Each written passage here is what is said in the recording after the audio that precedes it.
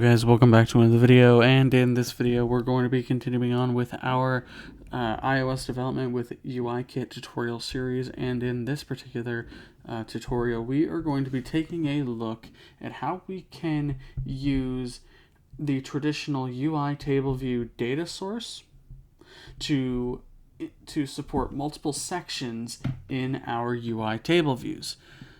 So what we're going to do today is we're going to build a data source class from scratch that will support multiple sections. Maybe you have an already existing data source class that you want to work with instead of building a brand new one. That is okay. That's 100% okay. So let's go ahead and begin. What we're going to build today is we're going to build a data source that pretty much we take in the array of locations, we take in all of them, we then separate those landmarks into two separate categories, monuments and national parks, and then we will create individual sections for those for each object with that with each location that has whatever category it might be. So let's go ahead and start by going into Xcode. Make sure you have UIKit imported. Next, we'll say class. We're going to call this locations data source. We have to inherit from NSObject and then conform to UITableView data source, like that. Next, we can right-click on our class definition. We can go under refactor and add missing protocol requirements.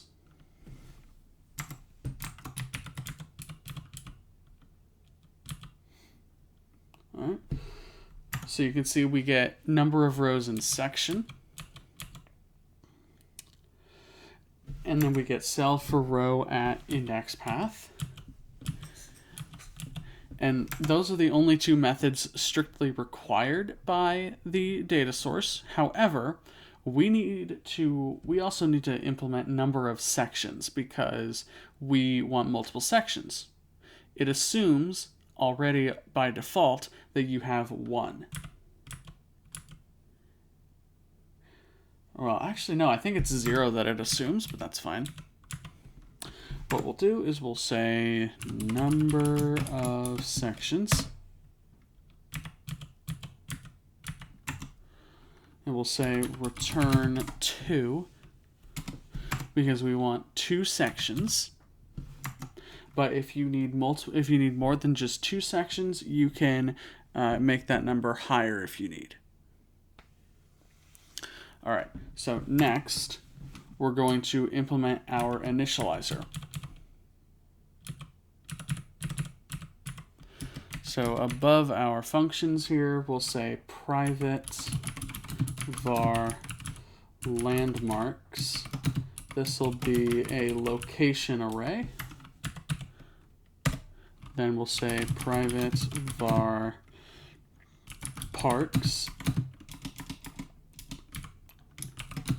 is also a location array. And then we'll say private var monuments will also be a location array, like so.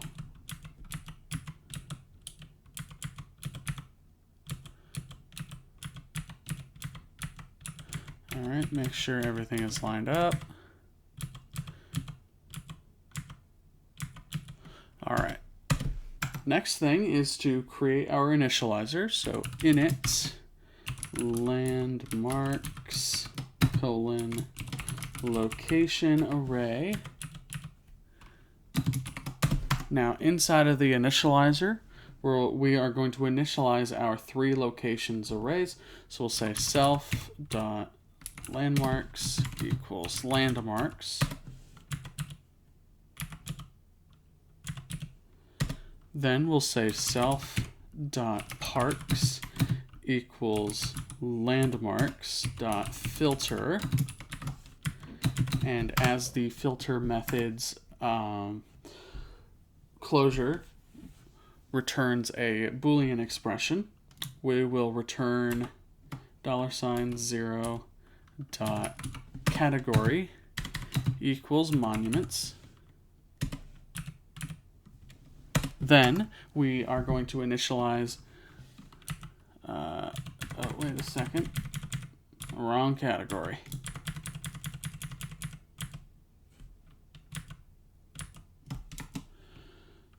Equals dot national park. There we go.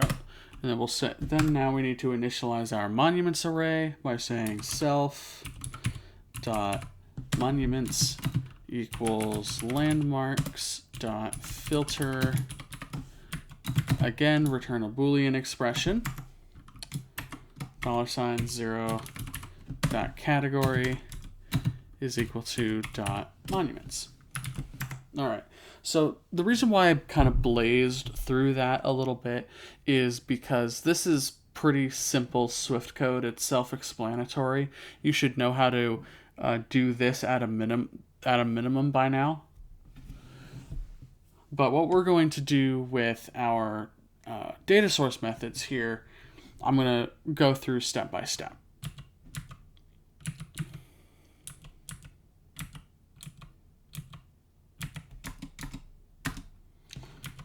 All right, make sure everything's lined up here. All right, we should be okay for now.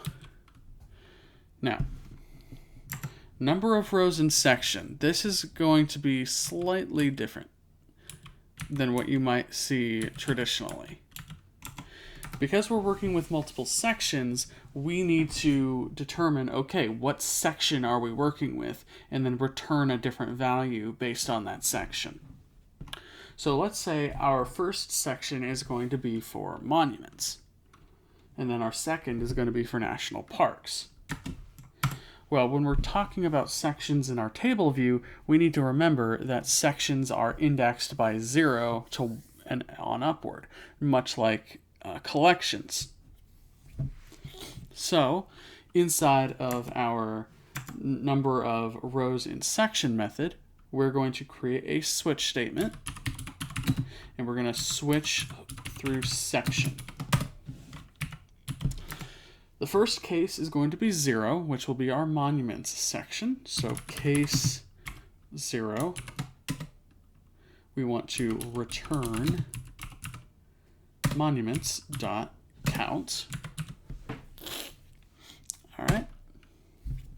Then our second case, case 1, we're going to return our parks.count. And because the switch needs to be exhaustive, we're going to include a default case. And this default case is simply going to return 0. Because we can't return anything other than 0 if it's, if it's a unknown section. So that is number of rows in section. Pretty simple. We're just saying, okay, which section is it? Is it the first, or is it the second? Or is it some other, or is the section index some other unknown section? And then we return values accordingly. Now, there are other ways that you could do this, but this is the simplest.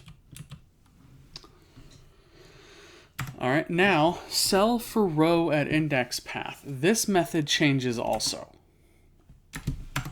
Instead of the straightforward way that we had previously, we need to change it. We need to change it up a little bit.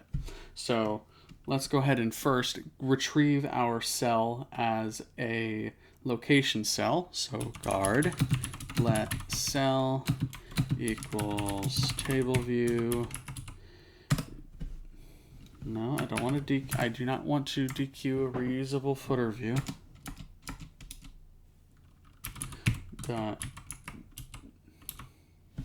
We want to dequeue a reusable cell.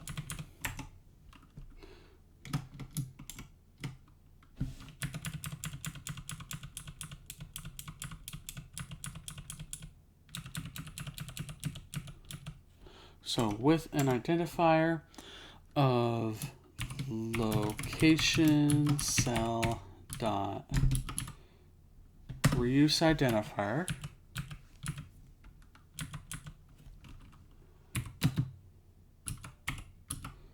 for index path,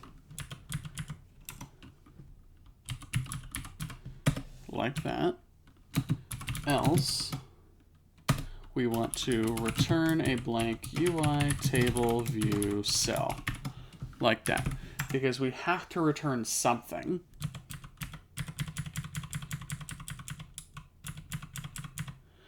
However, we're not quite done here. Before the else, we need as location cell, like that.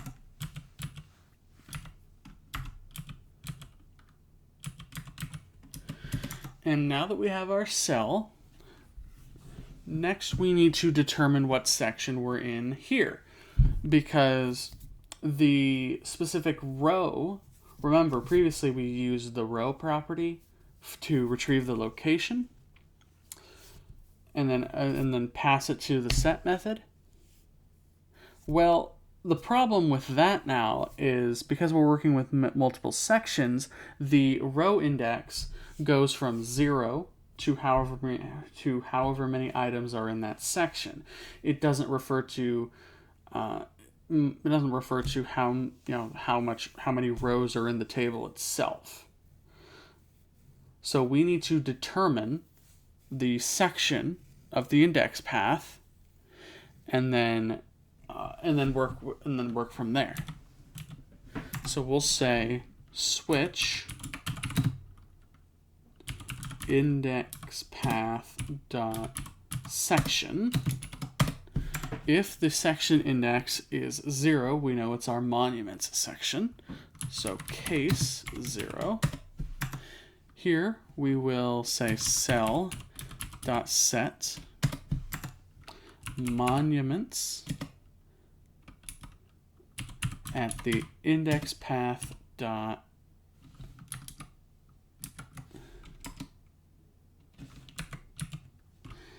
index path dot row. All right. Then we need to say case 1. If the section index is 1, we know it's our national parks section. So we'll say cell.set, and then we'll pass it parks at index path.row. Just like that. Otherwise, for a default case, what we're going to do then is we will just say cell.set is, let's say monuments index 0. Just something to keep, just something to satisfy our default case here. All right. After that, we can return our cell.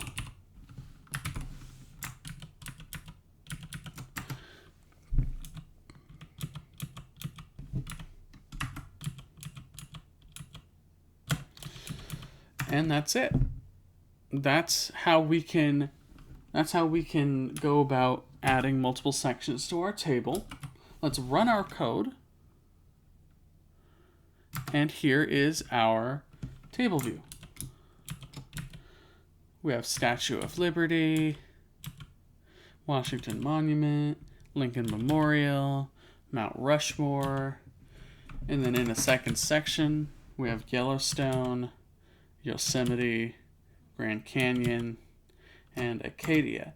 However, if you take a look, while we do have multiple sections and everything's split up nicely, maybe you want a title, right? Maybe you want a custom title for your, for your sections. Well, we can do that really easily. Inside of our data source, let's go to the very bottom here. We can implement another optional method from our UITableView data source protocol. And it will be title, let's see. Not title for footer in section. We want title for header in section. This method will return an optional string.